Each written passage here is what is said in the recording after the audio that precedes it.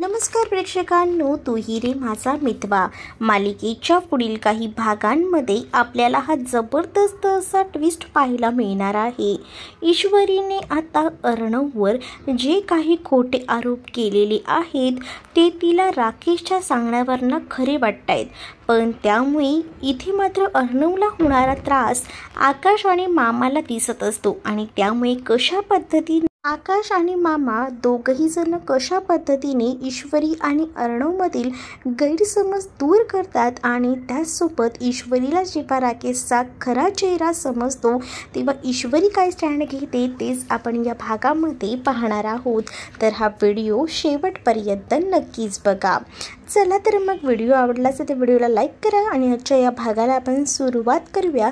खरं तर अर्णव जो असतो त्याचं लक्ष कुठेही नसतं, तो फक्त डायनिंग टेबलवर खायला बसलेला असतो, पण त्याचं लक्ष आणि त्याच्या सगळ्या काही या गोष्टी असतात त्या फक्त ईश्वरीवर अवलंबून असतात। म्हणजेच ईश्वरी त्याच्यावर रागवली आहे, ईश्वरीने जो काही गैरसमज करून घेतलाय त्यामुळे तो मात्र या सगळ्याचा त्रास स्वतःला करून घेत असतो। मात्र आता खूप जास्त टेन्शनमध्ये असतो, त्याला फक्त पावलापावलावर आठवत असते ती म्हणजे ईश्वरी। तर ईश्वरीने जो काही गैरसमज करून घेतलेला असतो त्यातच अजून भर टाकायचं काम हा राकेश करत असतो। राकेशला काही झालं तरी सुद्धा अर्णव आणि ईश्वरीमध्ये भांडणं लावायची असतात आणि त्यासाठी तो बरेच प्रयत्न करत असतो आणि त्याचसोबत त्याला आता हे देखील वाटत असतं की हीच ती संधी आहे ईश्वरीच्या मनात घर करायची आणि म्हणूनच त्याने बरेच प्रयत्न केलेले असतात। म्हणजेच जे काही आता नाटक केलेलं असतं आणि त्याचसोबत बाबांना हॉस्पिटलमध्ये ॲडमिट केलेलं असतं आणि आता वर अजून एक तो नाटक करत असतो की बाबांना बरं वाटत नाही आहे म्हणून तो स्वतःला शिक्षा करत असतो आणि हे सगळं करून त्याला हेच दाखवायचं असतं की तो किती सभ्य आहे, सोज्वळ आहे आणि या सगळ्याला ईश्वरीसुद्धा भुलत असते। ईश्वरीला हे कळत नसतं की ती किती फसते, कारण याआधीसुद्धा अर्णवने तिला सांगितलेलं होतं की तू राकेशसोबत कोणतेही संबंध ठेवू नको, परंतु ईश्वरीनं हे सगळ्या गोष्टी ऐकलेल्या नव्हत्या। ईश्वरीला असं वाटतं की हा राकेशच आपल्यासाठी योग्य आहे कारण आपल्या बाबांनी याची निवड केलेली आहे, पण दुसरीकडे मात्र हा राकेश जो आहे तो हे सगळं काही नाटक करत असतो। हे आता नाटक लवकरच उघड होणार आहे आणि खास करून मामा आणि आकाश हे सगळं नाटक ईश्वरीसमोर आणणार आहे। ईश्वरी आता तावातावानं जेव्हा तिला ही गोष्ट कळते की हे सगळं जे आहे ते खरं तर केलेलं आहे ते दुसरं तिसरं कोणी नाही तर अर्णवने आणि म्हणूनच तर तो हॉस्पिटलमध्ये सुद्धा येत नाही आहे, ही गोष्ट जेव्हा आता कळलेली असते तेव्हा मात्र ती आता शांत बसत नाही आणि ती तातडीने जे आहे घरी जाते आणि घरी जाऊन अर्णवला खूप जास्त ओरडते। म्हणजेच अर्णवने काहीच केलेलं नसतं, पण राकेशच्या सांगण्यावरूनच ती आता भयंकर अशी अर्णववर चिडलेली असते। राकेशने सांगितलेलं असतं की या सगळ्याच्या मागे हा अर्णव आहे, म्हणूनच तर अर्णव तुला साधं भेटायला सुद्धा आलेला नाही आहे आणि हे जेव्हा आता इथे असणारी ईश्वरी ऐकते तेव्हा मात्र ती मागचा पुढचा कोणताही विचार करत नाही आणि डायरेक्ट जाब विचारायला गेलेली असते। बिचारा अर्णव आपल्या घरात असतो, आधीच तो खात पीत नसतो कारण त्याला ऑलरेडी टेन्शन आलेलं असतं त्याच्या आयुष्यात जे काही चाललंय ते, कारण इकडे असणारी ही ईश्वरी जी आहे ती मात्र त्याच्याकडे जराही ढुंकून बघत नसते आणि त्याच्यावर विश्वाससुद्धा ठेवत नसते आणि वर तिने इतका मोठा गैरसमज करून घेतलेला असतो की ती सगळ्यांसमोर आता अर्णवला सुनावत असते आणि म्हणत असते की आज तुमच्यामुळे माझ्या बाबांना इतक्या मोठ्या प्रसंगातून सामोरं जावं लागते, पण काही झालं ना तरी मी या असल्या माणसाला माफ करणार नाही। तुम्हाला कशी कडकातली कडक शिक्षा होईल ना याचा मी जास्तीत जास्त विचार करेल। आता तुमच्याशी बोलणं तर लांबचंच, भेटण्याला सुद्धा मी तुमचं तोंडसुद्धा पाहायला येणार नाही असं देखील आता तिनं सांगितलेलं असतं। ती जी काही रागवलेली असते त्यामुळे खरं तर या सगळ्याचा धक्का जो तो अर्णवला बसतो, कारण बिचारा अर्णव या सगळ्यामध्ये दोषी नसतो, पण तरीसुद्धा अर्णवला या सगळ्या गोष्टींना सामोरं जावं लागत असतं। इथे मात्र ईश्वरी रागारागात सगळं काही बोलते आणि निघून जाते.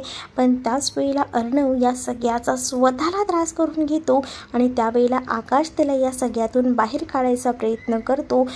आकाशचं तो ऐकत नाही. पण आता आकाशला माहिती असतं की या सगळ्यामध्ये अर्णवची चूक नाही आहे. तरीसुद्धा ईश्वरीने त्याला जे काही सुनावलं आहे त्यातून ईश्वरीचा झालेला गैरसमज दूर करायला हवा. यासाठी तो आता नम्रताची मदत घ्यायचं ठरवतो. तो नम्रताला तातडीने कॉल करतो आणि घडलेली हकीकत सांगतो. आणि त्यामुळेच ईश्वरी खूप जास्त चिडलेली आहे आणि या सगळ्याचा त्रास आहे ना आपल्या अर्णवला होतोय आणि या दोघांमध्ये खूप मोठा गैरसमज झाला आहे.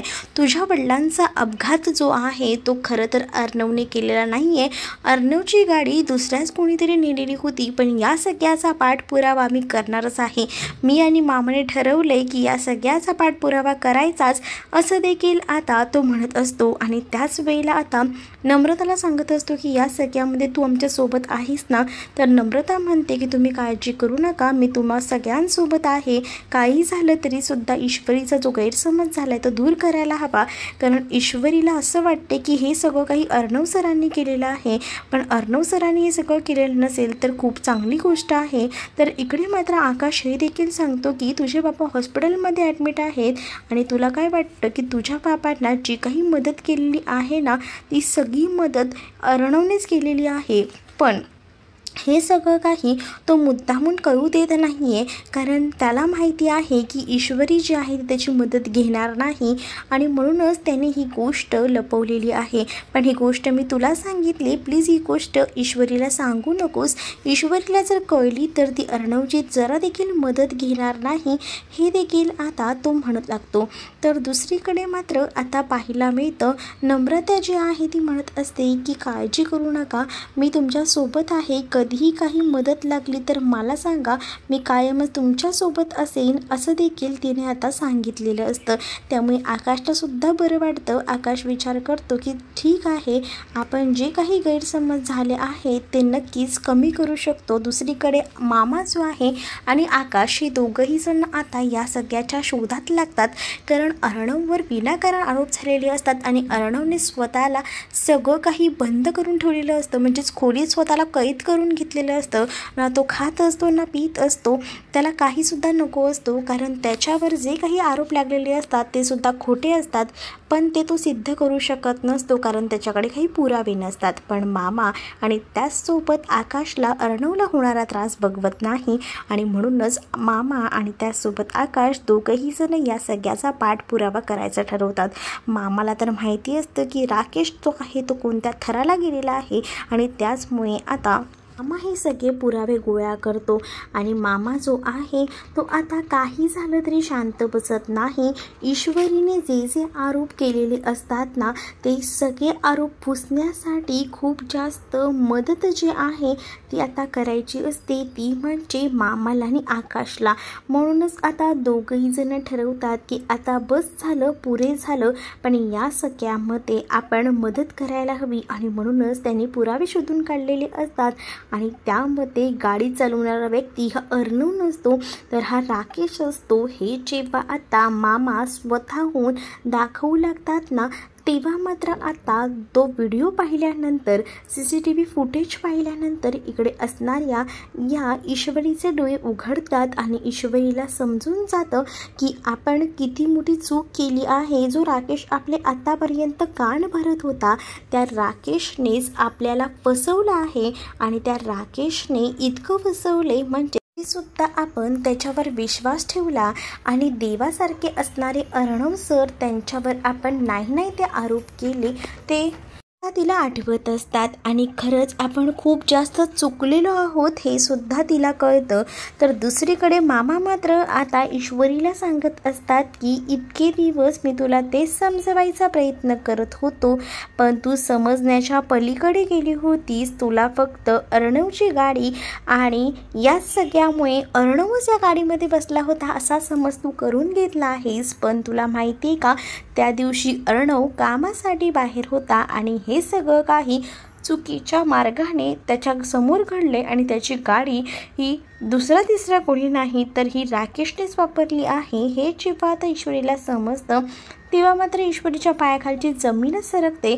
पण ईश्वरी म्हणते की राकेश सर आणि अर्णव हे दोघंही जण एकमेकांना कसे ओळखतात. त्याच वेळेला मात्र आता मामाने राकेशचं खरं नाव राजेश असून तो आपल्या अंजलीचा नवरा आहे हे सुद्धा मोठं गुपित जे आहे ते आता मामाने आकाशने मिळून ईश्वरीच्या समोर रिव्हील केलेलं असतं. आणि ईश्वरीला जेव्हा हे सत्य समजतं तेव्हा ईश्वरीला धक्का बसतो आणि ईश्वरी विचार करते की म्हणजेच अर्णव सर याआधी मला सांगत होते की तू जे आहे ते हे लग्न करू नकोस, पण मी अर्णव सरांचं ऐकलं नाही. मी अर्णव सरांना म्हटलं की नाही हे चुकीचं आहे, पण अर्णव सर माझ्या चांगल्याचाच विचार करत होते. म्हणजेच राकेश जो आहे तो मला फसवतोय, माझा फायदा घेतोय. याआधीसुद्धा मला कुठेतरी राकेशचा जो आहे तो स्वभाव पटत नव्हता, पण नाही मी जो आहे तो डोळे झाकून त्यांच्यावर विश्वास ठेवला, पण हे खूप चुकीचं घडलेलं आहे. तर दुसरीकडे मात्र आता ईश्वरीला स्वतःच्या वागण्याचा त्रास होत असतो, कारण ईश्वरी अर्णवसोबत जे काही वागलेली असते तिला आता त्या गोष्टीचा पश्चाताप होत असतो आणि म्हणूनच ती खूप जास्त रडत असते. तिनं स्वतःला सुद्धा खोलीत बंद करून घेतलेलं असतं.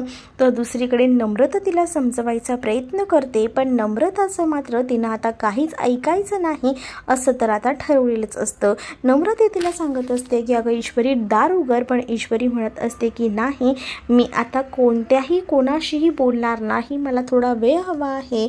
आणि स्वतःसाठी ती थोडा वेळ मागते, कारण तिला माहिती असतं की आपण अर्णववर एका देव माणसावर खूप जास्त आरोप केलेले आहेत. त्या देव माणसाची चूक नसताना सुद्धा आपण तिला खूप काहीच त्याला सुनावलेलं आहे आणि या गोष्टीचा आता तिला जो आहे तो आता नाईलाज झालेला असतो आणि म्हणूनच ती स्वतःला त्रास करून घेत असते. पण आता मात्र ती ठरवते की काही झालं तरीसुद्धा शांत बसायचं नाही आणि या सगळ्यावर आता तोडगा काढायचा. आणि राकेश जो आहे तो पुन्हा एकदा जेव्हा ईश्वरीसमोर येऊन चांगलं वागण्याचं नाटक करत असतो ना, तेव्हा मात्र आता ईश्वरीला त्याचं सगळं वागणं समजलेलं असतं आणि त्यामुळे आता ईश्वरी जी आहे ती ठरवते की नाही आता खूप झालं, या सगळ्यावर काही ना काही तर तोडगा काढावा लागेल.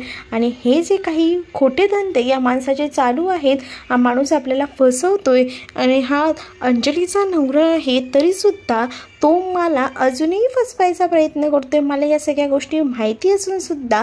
तर आता मात्र आता ईश्वरी जी आहे ती खूप जास्त भडकते आणि ईश्वरी जी आहे ती मात्र आता राकेशच्या जोरदारपणे कानाखाली वाजवून देते.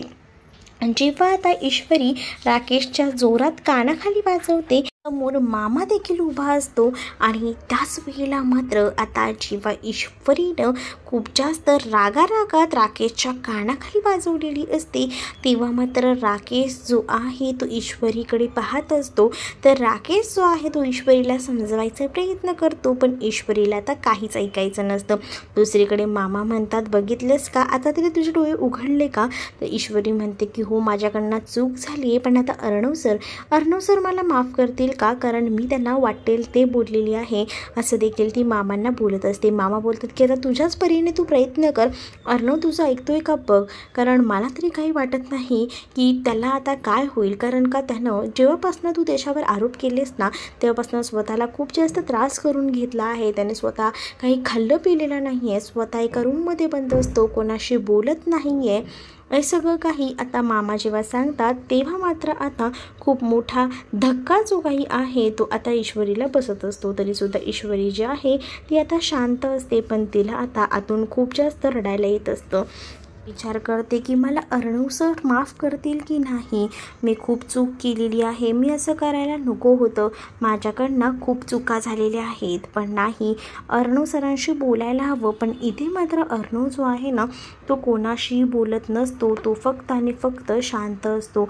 बिचाऱ्या अर्णवलाच कळत नसतं की तो हे सगळं काय करतोय. आजी वगैरे सगळीच जण त्याला बोलतं करायचा प्रयत्न करत असतात, पण नाही तो एकही शब्द ऐकायला तयार नसतो. दुसरीकडे आता बाप्पाकडे बसून ती हात जोडते आणि ईश्वरी म्हणते की बाप्पा आता तूच मला काहीतरी मार्ग सुचव. आणि ज्या वेळेला ज्या देवळात आता ईश्वरी गेलेली असते त्याच देवळात आता पुन्हा एकदा राकेश ईश्वरीचा जो काही गैरसमज झाला आहे तो मिटवायचा प्रयत्न करत असतो. पण ईश्वरी आता त्याला म्हणते की तुम्ही कोणत्या या सगळ्यामध्ये मला हे सगळं सांगायला आलेलं आहात. मला माहिती आहे तुमचं आणि त्याचसोबत अंजलीताईंचं लग्न झालेलं आहे. तुम्ही दोघंही नवरा बायको आहात आणि तरीसुद्धा तुम्ही माझ्याशी असं वागताय. उलट तुम्ही सगळ्या घरच्यांना फसवताय, अंजलीताईला फसवताय. हे सुद्धा तुम्हाला काही वाटत नाही आहे का? त्यावर राकेश म्हणतो की खरं तर ना त्या घराने मला खूप जास्त फसवलं आहे. माझं आधी अंजलीवर खूप प्रेम होतं पण अंजलीने माझी कधीच काही दया दाखवली नाही, माझी काळजी घेतली नाही आणि म्हणूनच मी अंजलीच्या नजरेतून उतरत गेलो. माझ्या मनातून अंजली उतरत गेली. अंजलीवर माझं प्रेम नाही आहे. त्या घरात मला जर काही मानच मिळत नसेल तर मी का म्हणून तिथे राहू. आणि म्हणूनच मी विचार केला की आपल्याला आपल्या सोबत जी साथीदार असेल ती जर आपली साथ निभवायला तयार असेल तर म्हणूनच मी तुझी निवड केली. तू मला त्या पात्रतेची वाटलीस. मला अंजलीमध्ये काहीच रस नाही आहे. मला नाही राहायचं तिच्यासोबत. मी खरंच तुझ्यावर मनापासून प्रेम करतो असं देखील इतकं सगळं निर्लज्जपणे राकेश ईश्वरीला सांगायचा प्रयत्न करतो. त्याला असं वाटत असतं की त्याला जर आपण आता हे खरं सांगितलं तरीसुद्धा आपल्याला ईश्वरी एक्सेप्ट करेल. पण नाही, आता ईश्वरीने ठरवलेलं असतं की काही झालं तरी या माणसाला पुन्हा संधी द्यायची नाही, कारण हा ऑलरेडी अंजलीचा नवरा आहे आणि अंजलीला जेव्हा ही गोष्ट कळेल तेव्हा तिला किती त्रास होईल याचासुद्धा ईश्वरी विचार करते. म्हणूनच ती मात्र आता त्या राकेशला म्हणते की तुम्ही आत्ता मला बोलायला आलात, मला अडवायला आलात, पण इथून पुढे ना माझ्या प्लीज वाटायला लागू नका, नाहीतर याचे परिणाम खूप जास्त वाईट होतील. या भाषेतच आता ईश्वरीने सांगितलेलं असतं, कारण माझ्या वडिलांच्या बाबतीत तुम्ही जे काही केलेलं आहे ना ते खूप चुकीचं केलेलं आहे, त्यामुळे मी तुम्हाला माफ करणार नाही असं देखील आता ईश्वरीनं सांगितलेलं असतं. तर तुम्हाला हा भाग कसा वाटला हे नक्कीच मला कमेंटमध्ये सांगा. आणि त्याचसोबत जर आपल्या चॅनलवर नवीन असाल तर आपल्या चॅनलला सबस्क्राईब नक्कीच करा, व्हिडिओला लाईक करा. चला तर मग भेटूया पुढच्या भागामध्ये. तोपर्यंत टाटा बाय.